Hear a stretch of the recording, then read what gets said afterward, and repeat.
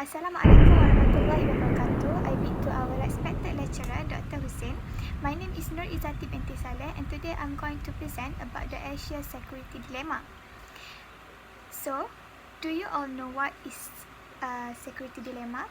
In international relations, the security dilemma, also referred as the spiral model, is a situation where one party heightening security measures can lead to an escalation or conflict with one or more other parties, producing an outcome which no party truly desires.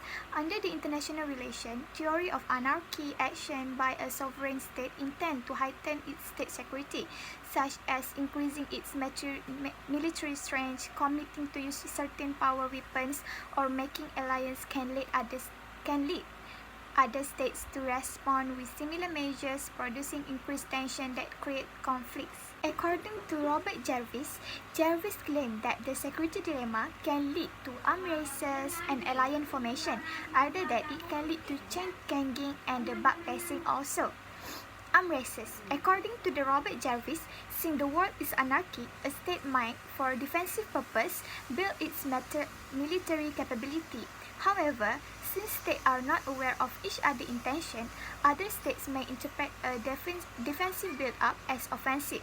If so, and if offensive action against the state that is only building its defense is advantageous, the other state might prefer to take an aggressive stance, which will make the situation unstable.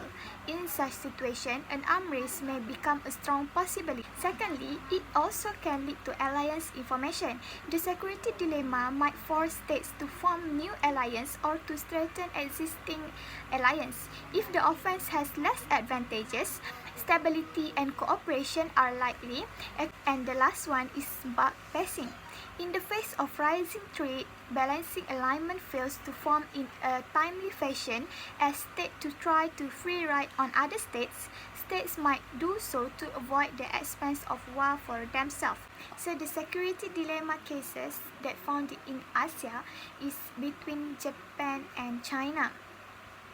Japan was already fighting a gray zone conflict with China. Japan Air self-defense fighter are regularly scrambled to respond China PLA Air Force incursion around the Japanese-occupied Senkaku Island, which China called the Diaoyu and also claimed for itself. In this context, many analysts emphasize the need for robust deterrence and the greater security cooperation in order to hedge against China, which has been increasing defense spending at an extraordinary rate over the last decade. As China has become more assertive since 2010, a number of Asian countries has already begun thickening their security ties. Since World War II, security in Asia has been based on hub-and-spoke system centered on the United States. In order to avoid such a spiral, much security cooperation within Asia tends to be low-key.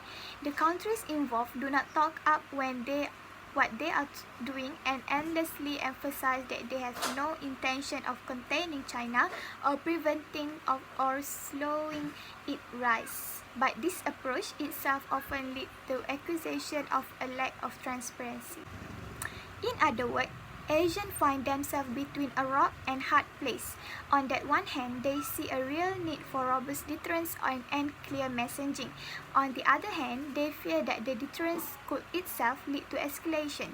This tension leads to difficult and almost impossible choice. Above all, the security guarantees, and in particular the US guarantee to Asian countries. At a first glance, the dynamic in Asia sounds like what realist international relations theorists call a security dilemma, the situation in which, in order to enhance their own security in an anarchic environment, in particular by increasing their military capabilities, on forming alliance that inadvertently threaten other states, which in turn seek to enhance their own security, and so on.